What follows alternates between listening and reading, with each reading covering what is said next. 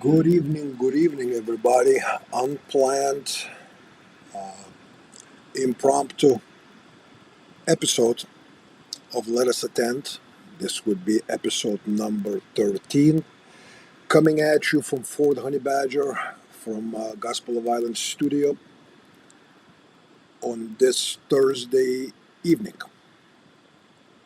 And let me see here who's here. Sam Russell, Tom Holland, Rich. How you doing, gentlemen?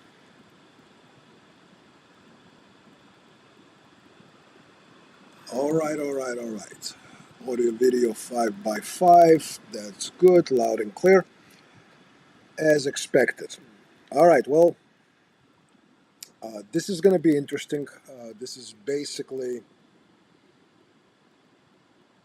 this, unplanned episode was triggered by a very recent event not that far from here in Frisco, Texas, which is a relatively upscale northern suburb of Dallas. It's a far north suburb of Dallas. The place is actually considered to be one of the best places to raise families and on and on. And those of you who have taken a look into some news, because now it's kind of becoming national news, what happened there in Frisco, Texas yesterday was a high school student, a star athlete, a student. Mark Hensley, how you doing? Subdeacon. Uh, so anyway, I believe that kid was 16 or 17. God rest his soul. He was stabbed and he basically died right there during the athletic event at the venue, at the stadium in Frisco, Texas. And often itself, event like that is not necessary. Sadly, not shocking in today's world. Unfortunately, there's a lot of things happening as far as what media likes to refer to as senseless violence. There's a lot of things happening in our world, but I think where it caught attention is because where it happened and the exposure of the event itself and how out of the blue the event was, and a young kid with promising future and on has lost his life. So, for those of you who don't know what happened, apparently there was a track and field event going on in that venue in Frisco, Texas. Uh, Two young gentlemen, they are twin brothers, identical twin brothers. They approached another young gentleman who is a black African American. Uh, I believe that gentleman is 17 years old. They approached him where he was sitting, and something has transpired. There was exchange of words, according to some reports. There was exchange of some touches and unpleasant words and some outward aggression. And the way it ended is that 17-year-old black kid uh, stabbed one of the brothers in the chest. From what I hear, it was a singular one stab with the blade. And apparently, that one singular stab actually pierced, damaged the heart of a young fellow. And he basically lost his life right there. Apparently, the emergency services, the fire department, the police, they were trying to administer CPR, but because of the nature of the injury, they couldn't do nothing, and he has died right there in that stadium while laying on the gurney in front of his brother and his dad. Tragedy. I mean, it's sad, it's tragic. One can say completely unnecessary What a loss. What a waste of life. And, once I saw the news, I was kind of, how would I say it?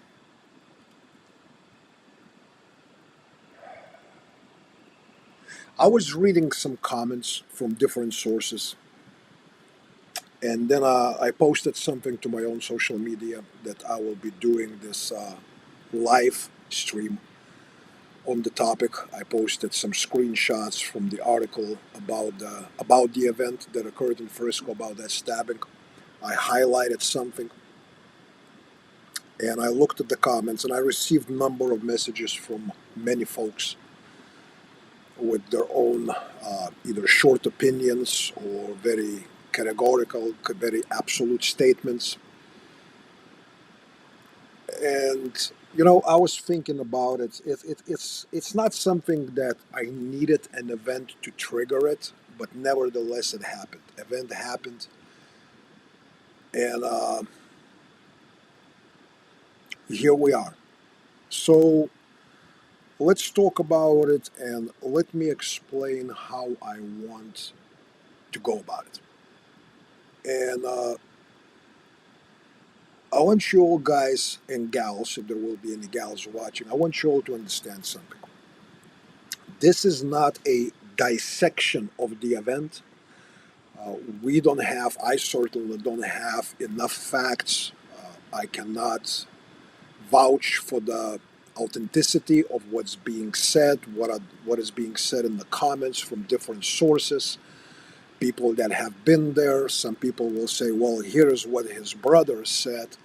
And it may sound insensitive, but his brother, who was right there and part of the conflict and part of what happened, again, as insensitive as it may sound to some, that's something that I would not consider to be a reliable witness. All right. But to come back to how I want us to proceed with this, this is not a dissection of the event itself, dissection of the murder that occurred, because it was a murder. It was not a per se self-defense or, you know, justified use of violence or deadly force, although I assume from certain circles that will be presented as such. But I want to use this as a filter,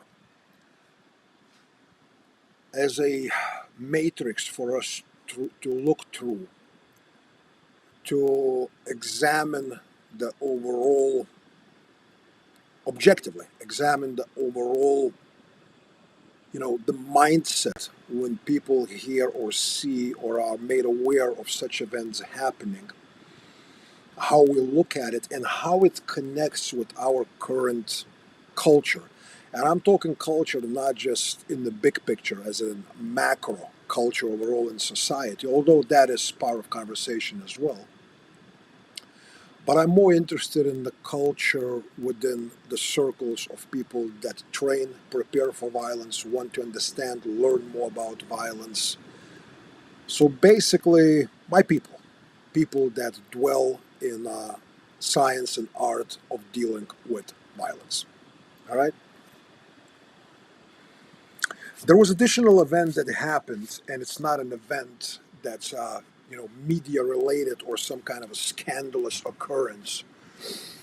Gorilla Nut, what's cracking, homeboy? Hey, everything is cracking when you're that old. Uh, but I saw someone post on social media something, and that someone is I've known for a number of years. He's a pretty well-known gentleman. Uh, we've known each other for number of years. Uh, he has written. This gentleman has written hundreds of articles for different gun magazines and publications. He knows a lot of people. He's present in a lot of industry events, from shot shows to knife shows to NRA shows, and on and on and on. And this gentleman posted a something this morning that kind of, I guess, touched certain buttons, and I responded, and then we had exchange with few other people present on that original post. And then I heard about the event from Frisco. So, and by the way, guys, those of you who are watching, if you do have comments, opinions, by all means, even if they are absolutely opposite and contradicting to what you think I'm saying, or observations that I'm making, by all means, I'm not gonna, this should be a discussion because we need to address this. We need to be talking about this. So first of all, the gentleman who did the murder, the black guy, from what I understand, he's not a student in Frisco school. He's from some school in Dallas.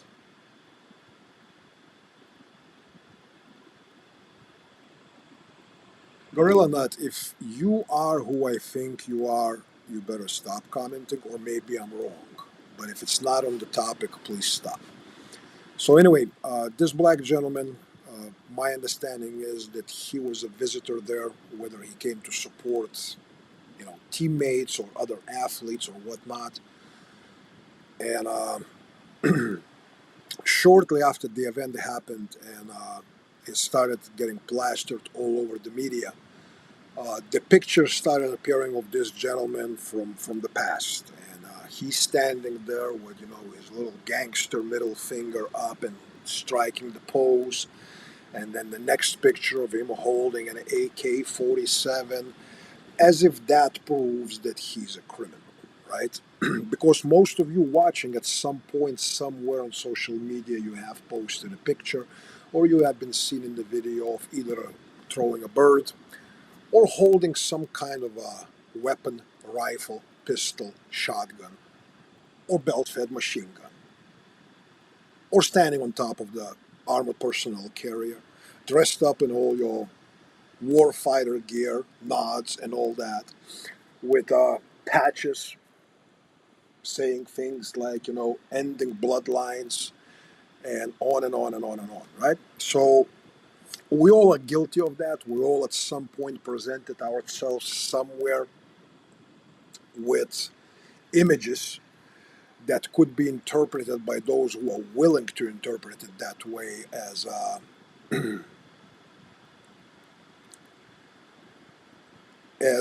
some kind of a gangster pro-violence. I'm advocating for this or that, as if it reflects that, right? So you know, in a lot of comments about what happened, people said, "Well, there is no sides in this. Okay, this was straight up murder, unprovoked, unnecessary. A savage display of hood culture, of certain upbringing that is pretty common in certain urban areas, especially in the big cities, and especially in certain demographics of our society." And yes, we can say it, openly. It's what it is. The statistics are pretty clear in a sense that,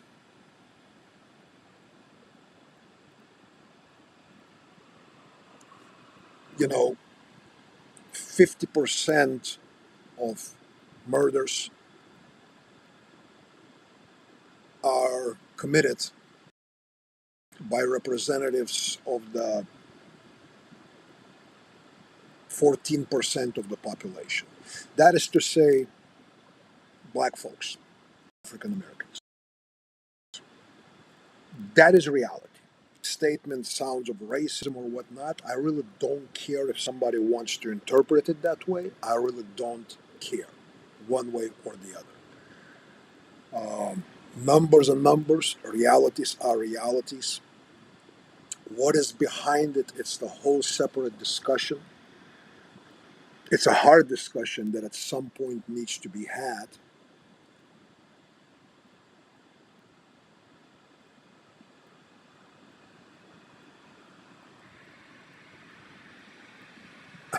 Getting close to being Rakos.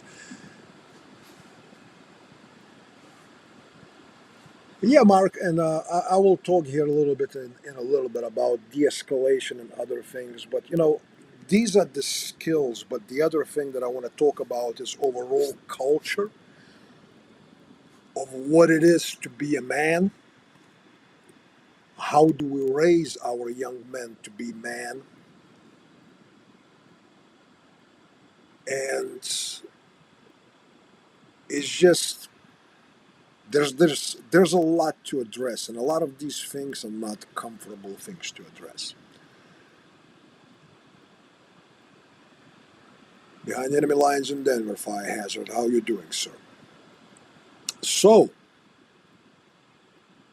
but here's what I want to address first. So, relatively early after the event happened, I saw some comments that apparently this black gentleman, the 17-year-old, was sitting in the area, whether it's a tent or the part of the stadium that was not meant for either supporters of the visiting team or whatever it is.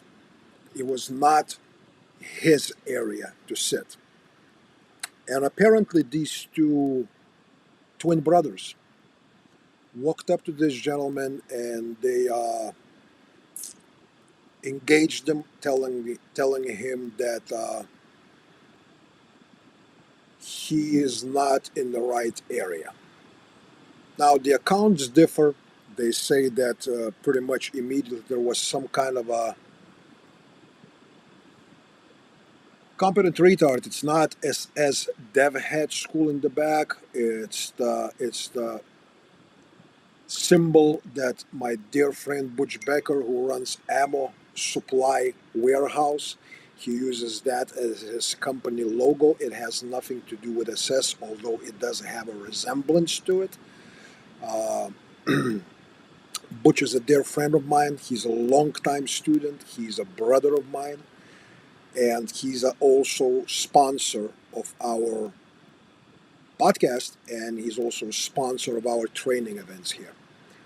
So this has nothing to do with SS. And if you know anything about me, about my background, where I come from, and what is my ethnic background and the history behind those ethnicities, you would probably know that I'm certainly not someone who would support anything that advertises, you know, and promotes the ideology of Nazis or anything of that nature. So let's continue here. For a couple of you, Homestead Medical, how you doing, sir? Marcus, how you doing? For a couple of you, including Competent Retard and Gorilla Nuts, if it's not the same person, I'm going to make one more comment because my wife just messaged me. She said, don't pay attention to them. I will not pay attention. If you guys continue off the topic, you will be gone. Okay? So if you want to listen, listen. If you're going to comment on the topic, comment. Otherwise, shut the F up. Thank you. So apparently, when the initial contact happens, by some accounts, physicality ensued relatively early, with pushing and shoving happening between the young black fellow and one of the two brothers. Now, some people say that the phone was knocked out of someone's hand and was broken. Some other people say that, including the brother who was not involved, who was not stabbed, uh, that his brother, who was murdered, grabbed the backpack of the black gentleman, and that's when the attack occurred. Regardless, there was a contact. It was not, as some people would like to present it, attack out of nowhere. When I say it's not an attack out of nowhere, some people will try to construe it as I'm justifying it. Negative. Negative. I'm going to lead here to something that we need to discuss. All right? But this is not justification of what the black dude did. Okay? But we also need to be objective as far as how the things evolved, how they progressed, and how, right? So, you know, having done quite a bit of business in Frisco, uh, knowing the area, knowing the people in that suburbia, it's a huge suburb of Dallas. The population of Frisco as is, uh, if I'm not mistaken, it exceeds 400,000 or somewhere around 400,000 people. It's not some kind of a small suburb. It is relatively upscale. Some areas are very upscale with the whole developments of multi-million dollar houses and mansions. Uh, you can say it's a technology corridor of North Dallas, going from Plano, from Richardson to Plano into Frisco. A lot of companies have moved their headquarters, and I'm talking companies from a Fortune 100 list. There's a lot of high paying jobs, there's a lot of high paying professionals living there, a lot of successful people. With that comes certain lifestyle, with that comes certain attitudes, with that comes certain entitlements. And having done quite a bit of business and spent my time in Frisco, I can tell you from personal observations that there's also quite a bit with the young people, high school age and even younger. There's very specific air of arrogance that is present. I've seen it myself, and it's not something that, I'm using this again as some kind of excuse for the actions, for the murder committed by a black dude, but it is a reality, right? And knowing a little bit about the culture of jocks, of star athletes in schools, I can tell you, and some of you may be familiar with it yourselves personally, because maybe you do have kids that go to schools, maybe you do have relatives, maybe you hear stories about what's going on in them. Okay, there are specific attitudes.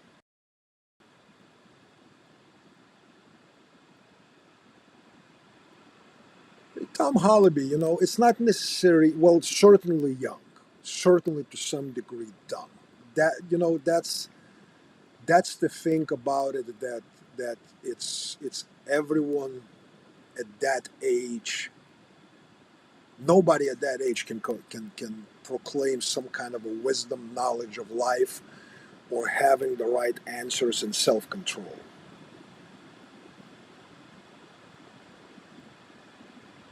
Tom Hollaby, I don't know if there was a female in the area. I haven't heard nothing that this had anything to do with some kind of a love or dating triangle or whatnot. This was strictly a conflict about someone sitting where he wasn't supposed to be sitting from the point of view of the other two gentlemen. And when he was confronted about not sitting there, whether it's pushing or shoving of disrespectful words or racial epithets were thrown back and forth, hands went into a place, someone pushed, someone grabbed, someone what. Next thing you know, the dude that was a visitor, that was not local from Frisco, pulled out a knife. My understanding was is a one thrust with a knife into the chest of the young gentleman, and now he's dead. And the gentleman who did the deed, uh, he's already charged with the murder, not homicide, not manslaughter, not something you know second degree or whatnot. No, he's being charged with murder. Because of his age being 17, he will be tried as an adult. And if I were to predict, to make bets, uh, that young fella is going to be doing many, many, many years in a slammer. Now, I don't know if they're going to try to do the ultimate and try to charge him and use the death penalty or whatnot. How you doing, Alpha Charlie? Uh, but basically, it's two lives wasted. Okay, one dead, the other one is gonna end up in jail, probably for at least 25 or more. Now he's 17. What things will happen in jail based on his past, based on his upbringing, based on other things? Who knows? Who knows?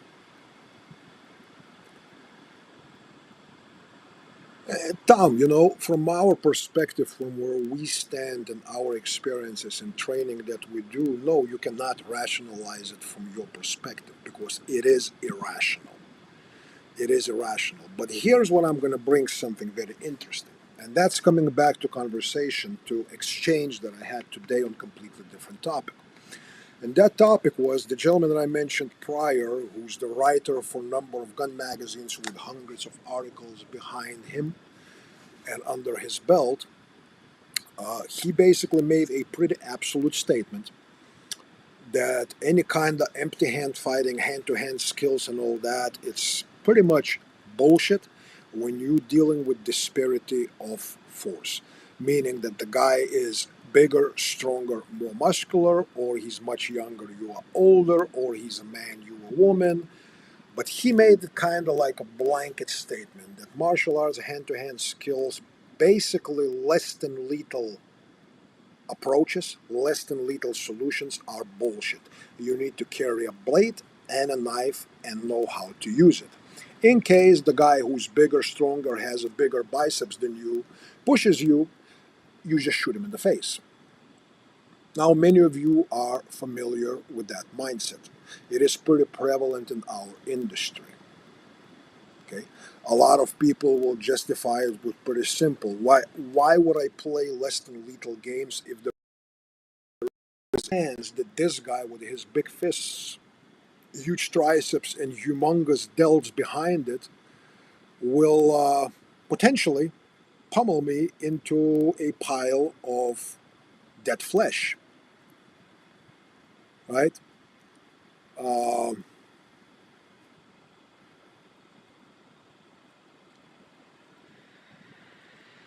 Judge DeWalt, I don't know what's the average sentence served for murder, but with the case like that, of this kind of already on the day two after the event, with this kind of publicity, I'm suspecting that this is going to be a little bit different.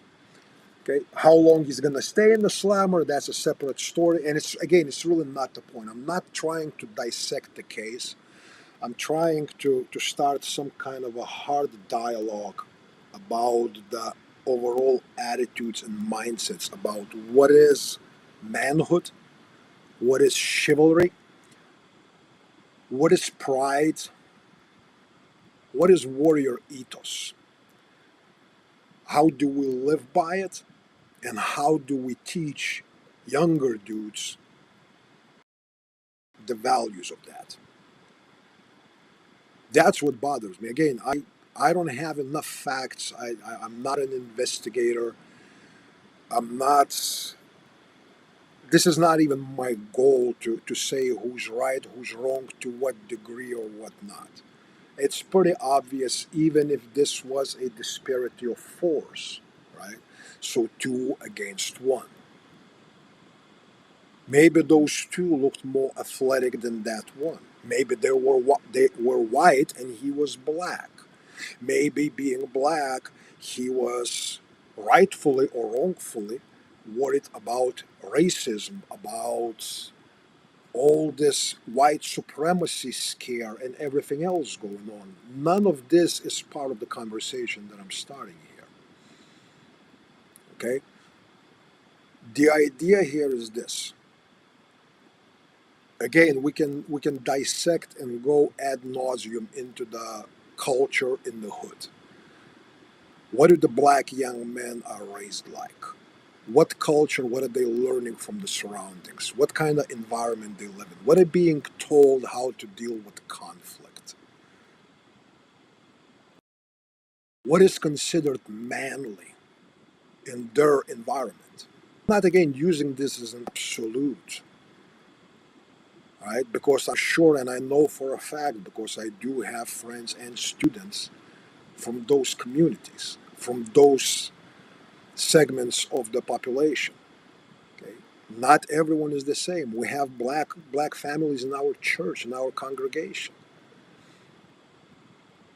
You know, Dr. Gray, he comes from the South Central LA. He has a background in that environment. Yet he raises his sons very, very different, right? But not every young black dude out there has that benefit. You can say it sounds cliche, but a lot of them are raised by the street, by the attitude and the culture that's being fostered in the street. And they don't have voices that speak against it or offer some kind of alternative. That is reality.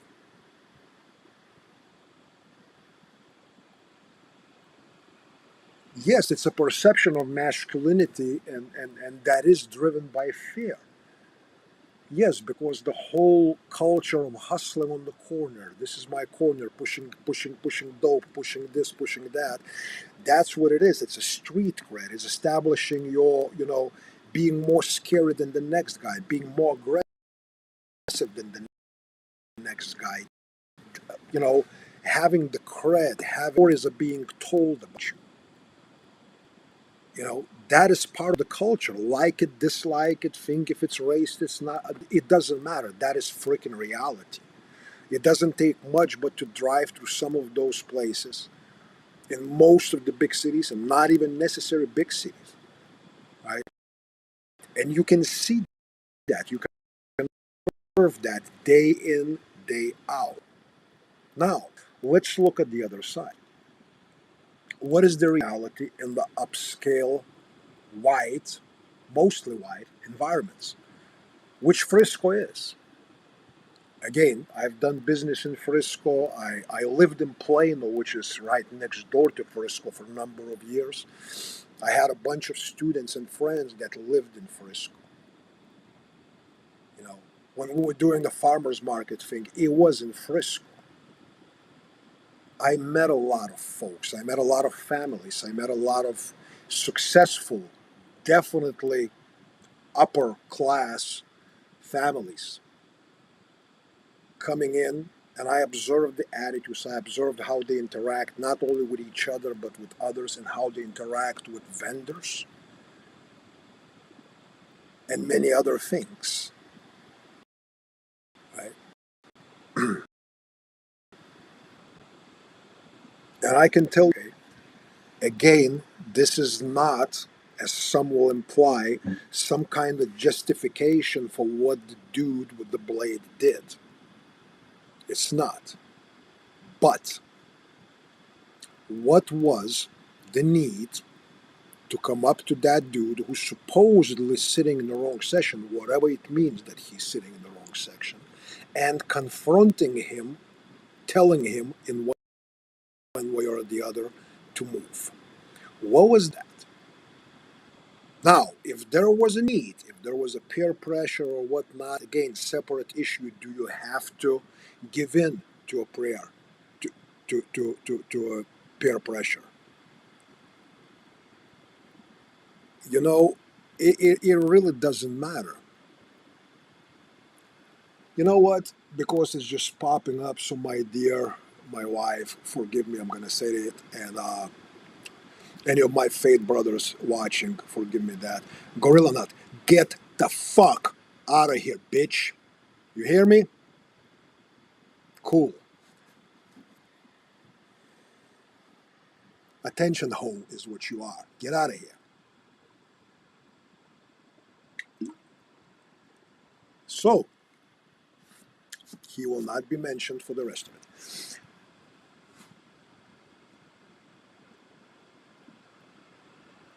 Peer pressure is one thing. You can look at the peer pressure and go like, well, I'm this star athlete. I'm a high performance dude in my school. A lot of people looking up to me. I have high expectations behind my back, pressure on my shoulders. I'm the one who should go address the situation. What is the situation? The black dude is sitting in the area he's not supposed to sit. What is the need to start it? Now, more importantly, why someone, somewhere, somehow did not explain to these young white dudes, okay, the simple realities that you have this athletic meet with visitors coming from more of a inner city schools, and they may have a little bit different societal norms of interactions that could be seen as a soft, mild conflict in Frisco, but it could be seen as you trying to take my corner somewhere in the Oak Cliff. Why were these young fellas not educated about that? Or were they, because of their status, because of how they lived their lives, because of established cred within their environment, within their schools, with being a star athlete, a jock, and popular with girls and guys, someone people that someone that people look up to, big promise, big future, because again of how he performs and his family ties and many other things. You know, maybe sometimes young people like that think that they can do just about anything and nothing will happen.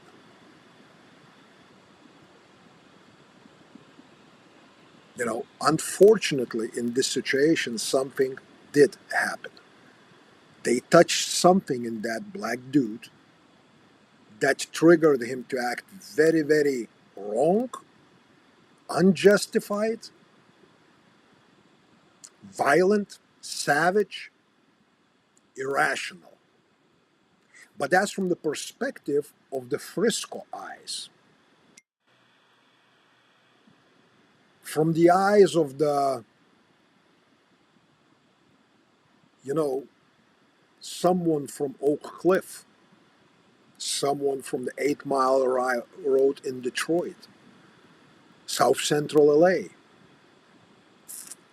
certain parts of St. Louis, Birmingham. Pick the place. That's not irrational. This is how you stand up for yourself. Especially when the whitey comes up and try to push his white freaking privilege on you. This is the mindset. This is the culture. And if we don't explain to white kids that this is what they're going to be dealing with, why are we surprised the white kid pushes into territory that for him seems like nothing more that, hey, we'll exchange a few words, maybe we'll push each other, and this is where it's going to end. And the other side does not have the same rules for the game based on their upbringing, based on their environment, based on what they have lived, what they have been taught, how they have been indoctrinated and educated. So, I want to ask a lot of folks that have commented and spoken about this, although it's a relatively new event, that said this is unequivocally evil and all that. I want to ask a little bit of a devil's advocate question. I want you to change the perspective and imagine this. There is a white dude sitting in the area that two black dudes decide that he's sitting in the wrong area. This is area for either black dudes or people from different part of town or different school or whatnot. So let's imagine now that these two black dudes walk up to this white fella sitting in the wrong area and they confront him and push him, maybe smash his phone, maybe grab his backpack, maybe call him a cracker or whatnot. Now, the white dude pulls out the blade or a gun and does something with it.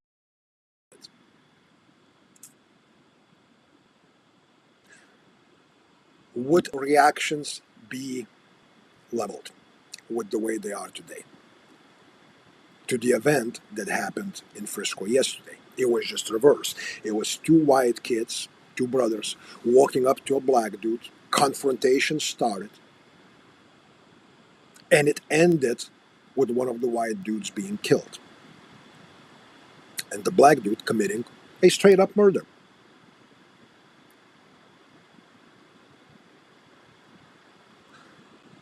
This is not even about de escalation skills, as Subdeacon Mark mentioned earlier. This is about explaining and trying to teach, especially younger generations, that not just from the standpoint of risk versus benefit. You don't know what it's going to become. It sent low intensity something, and then within next 2 seconds you are looking down the barrel of the gun, or you're wondering why is that warm liquid pouring out of your chest, and that warm liquid being your own blood. Shit goes south quickly. Now, whether you can rationalize it or you can't, it does not matter. Not all people coming from different backgrounds rationalize on things the same way. The metrics vary.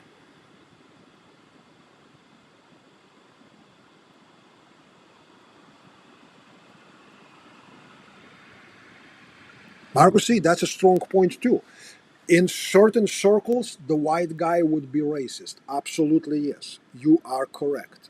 And there probably would be demonstrations and there would probably be burning of the stores and all that stuff.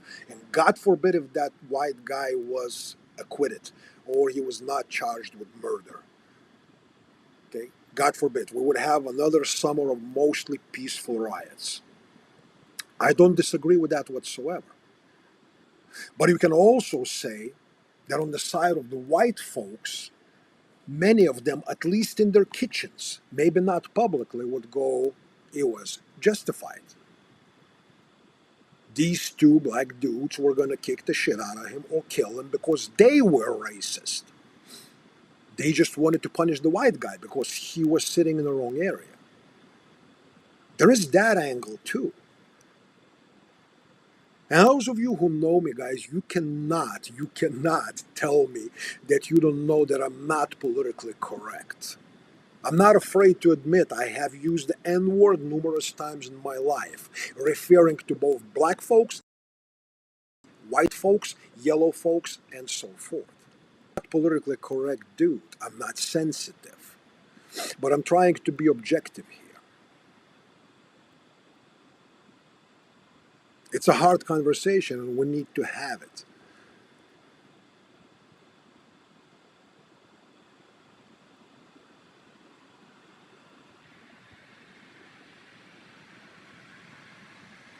Yeah, Tom, I mean, it changes a lot of that stuff. It depends on the publicity. It depends where it happened. It depends where, how it was presented, how the story was presented initially. There's so many variables, dude. And that's just,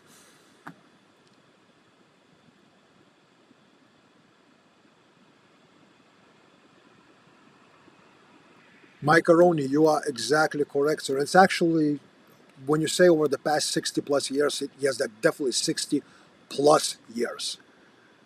We quitted promoting honor, civility, chivalry, self control. We glorified the tough guy. The tough guy became the new symbol of the warrior. To me, the warrior, as far as culturally going back millennia, thousands of years back of human existence, what is the warrior? He has capabilities, he has skills, but he does it not for personal glory or image. He does it for the good of either family, community, to protect those who cannot protect themselves, and or to stop evil from functioning uninterrupted. Yet culture has changed. And part of that culture is being propagated within the training communities, especially when it comes to both martial arts, firearms training, operator training. It's the tough guy, it's the pride. It's who are you to call me names? Who are you to tell me what to do, what not to do?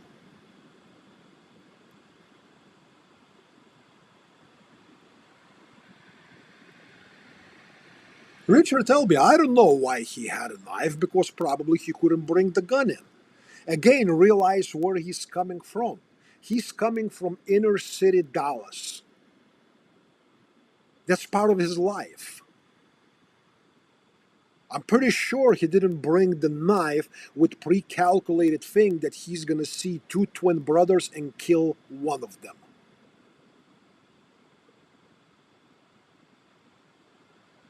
If he would have brought in the gun. He didn't. Somehow he snuck in the knife. We don't know what knife it was. Maybe it was one of the ceramic knives that not detectable by magnetometry. We don't know. It doesn't matter. The point is, none of that changes anything. So there's that. I want you guys to really, you know, think about it and reflect, especially those of you who are involved in training. Now, very often we say that through the disparity of force, we are justified to escalate, right? You know, if two big black guys approach frail little white old man or a lady or whatnot, it's totally reasonable just because they approached and maybe touched the shoulder to pull out the blaster and I started blasting, right? It's totally okay because of disparity of force. So let's reverse that and let's look at two very fit young athletes approaching this dude at the event, but we don't apply that disparity of force to him, right? Do you see the problem with our mindset? Do you see the problem with our standards? No, it was absolutely wrong what that black dude did. But it is absolutely wrong what we're teaching both white, black, yellow, and green dudes to do within our industry. When we're telling them, don't worry about learning de escalation, don't worry about this. No, no, no. Don't allow someone to call you a fag, at this, at that, because that's, you're going to allow them to trample on your pride, on your self worth. What are you, a cuck? Are you a little bitch? You know, it's bullshit, man. It's truly bullshit, and we're propagating that, and we're allowing a lot of big names in our industry spewing that crap out throughout the fucking ether of internet, and we just go like, let it go, let it fly. I don't want to piss off people. Some of them are big names. They have history. They have cred, right? No, this needs to be called out because what we are propagating a culture of a scared little bitch acting tough. We are propagating that within our culture, within those who train. And it's not important to learn how to work with what God gave you. And you need to carry all these extra tools. I always carry extra tools. I cannot show it during the live feed for obvious reasons, right?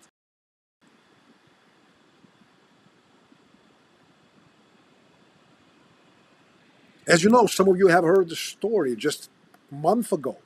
Right here in Jacksonville during our training, after our training event, one of my students, Clem, got involved in the situation that turned violent in one of the establishments that we go and visit quite often, and we eat and we have beverages there and on and on. Okay? Clem was armed with more than one thing. Would it have been okay if Clem went all the way? I don't believe so. And he didn't. He did the least damage possible. He choked the dude out, put him to sleep, and that was the end of the story. People, well, not everybody has those skills. I know. Why we don't promote working on those skills? Why we don't promote those skills? Why we pushing the shit of pressing the triggers? This is where you need to shoot. This is how fast you need to shoot. Yes, it has its place. It has its place, but that is the last freaking resort. Sometimes you don't have that escalation, right? It just goes right up to the last resort. But often it doesn't. So, in essence, you can say that while we're making fun and we disparaging the hood culture of the black dude just going for the knife, because whether it was white oppression or PTSD from racism and George Floyd murder and all the other things, I don't care. Right? So he went savage. He went primal. He went like, you know, lower caste animals would act. Yet at the same time, we, as civilized pale faces in our classes, firearms, tactics, and all that stuff, what do we teach? What do we teach? What options do we present to our students, to those who attend classes?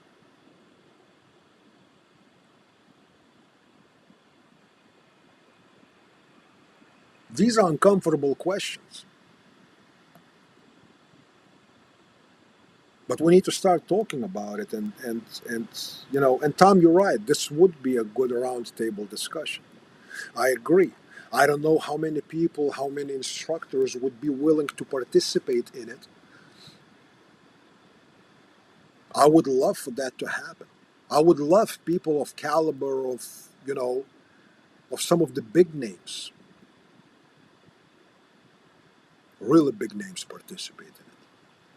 The old schoolers of American gun culture, the guys with 20, 30 years of police work experience,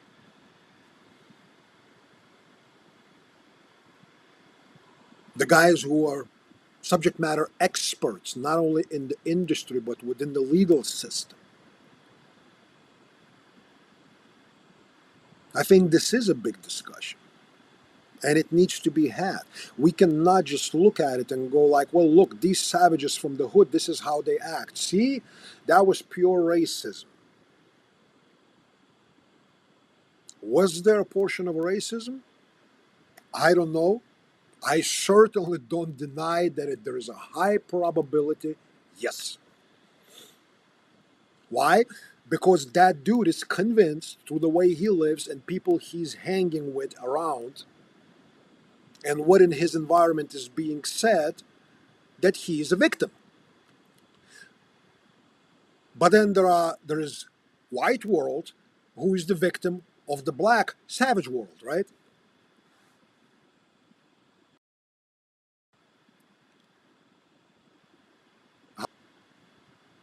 How different are we?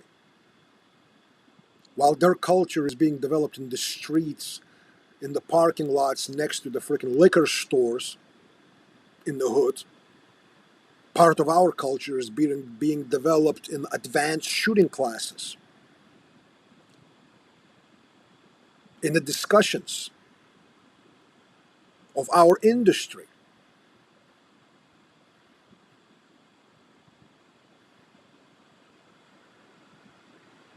Yeah, Marcus, we were taught to kill in those classes, and there was very little emphasis on getting out of the situation or not even getting into situation. Pick your battles. Pick the hill worth dying on. Someone sitting in the wrong place, I don't believe that's the hill worth dying on. Now I have an old man experience, but as such, as parents, as teachers, as mentors, we should be teaching the young people that and being pretty damn direct and using, if needed, stronger language to explain to them what are the consequences of uncalculated stupidity. When you let your pride, dick swinging symptoms, drive you to do what you're gonna do, and then your relatives, friends, schoolmates, the whole community, how absurd it was.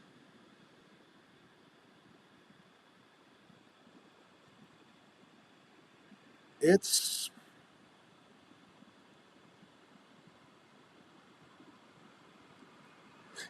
We lost our way.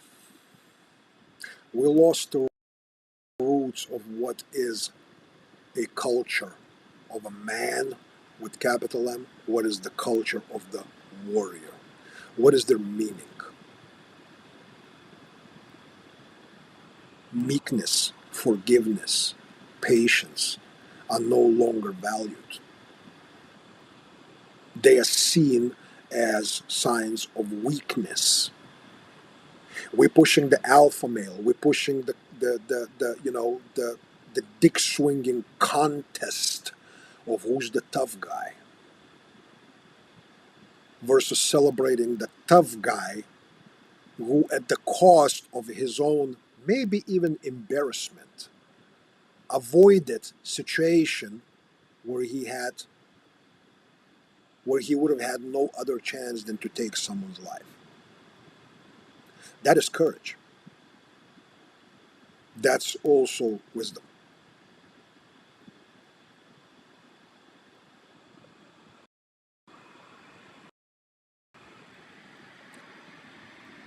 So anyway, this is the topic. This is what I wanted to talk about today. May God embrace the young man who lost his life, his family, his loved ones, his brother, his dad, his mom, his friends. May God have mercy. And may we all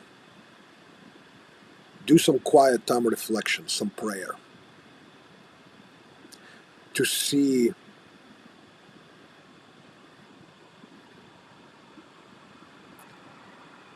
what is our part in this. How do we participate in this? Do we offer net positive, net negative into the picture?